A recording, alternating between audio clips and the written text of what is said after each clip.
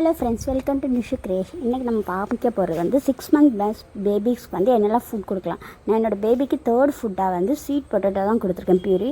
அது வந்து எப்படி பண்ணுறேன்னா, ஒரு ஸ்வீட் பொட்டேட்டோ எடுத்து நல்லா க்ளீன் பண்ணி வாஷ் பண்ணிவிட்டு அதோடய ஸ்கின்னை வந்து நம்ம பீல் ஆஃப் பண்ணிவிட்டு அது வந்து குட்டி குட்டி ஸ்மால் பீசஸாக கட் பண்ணிக்கலாம். இது வந்து பேபியோட வெயிட் கெயின் பண்ணக்கு எல்லாத்துக்குமே இம்ப்ரூவ் பண்ணும்.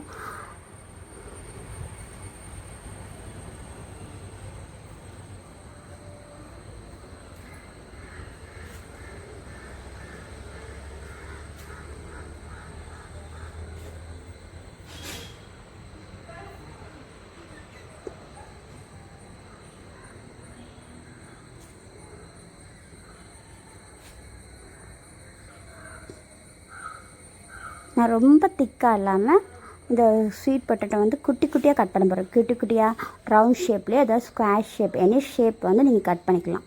அது வந்து சின்ன சின்ன ரவுண்ட் ஷேப்பை நான் கட் பண்ணிக்கிட்டு நான் வந்து ஸ்டவ்வில் வந்து ஒரு சின்ன பவுலில் வந்து வாட்டர் போட் பண்ணி அது வாட்டர் லைட்டாக பாயில் ஆகி வரும்போது இந்த ஸ்வீட் பொட்டேட்டோ போட்டு அதை வந்து ஒரு லெட் வச்சு க்ளோஸ் பண்ணி ஒரு 10 to 15 minutes ஸ்லோ ஃப்ளேமில் வந்து குக் பண்ணி எடுத்துருங்க.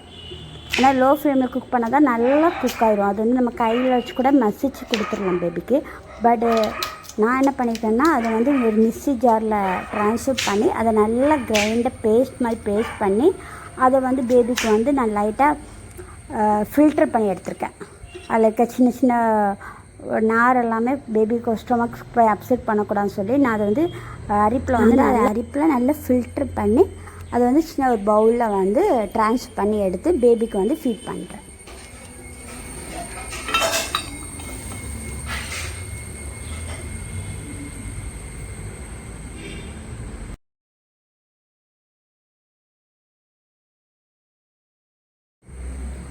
அது வந்து குக் ஆகிருக்கா இல்லைன்னு நம்ம ஸ்பூன் வச்சு லைட்டாக வந்து டச் பண்ணி பார்த்தாலே அது வந்து 2 பிரேக் ஆகிடுச்சுனாலே நல்லா குக் ஆகிருக்குன்னு அர்த்தம்.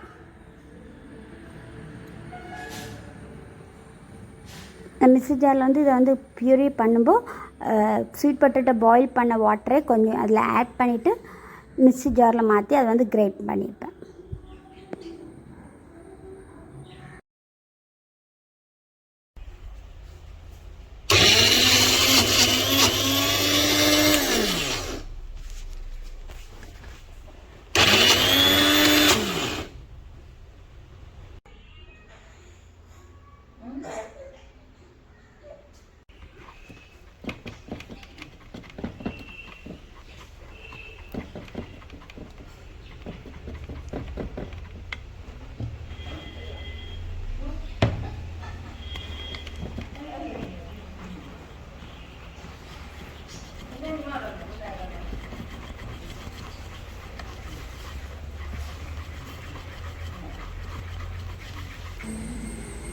இந்த மாதிரி மோர் ரெசிபிக்கு வந்து please like and subscribe Nishu.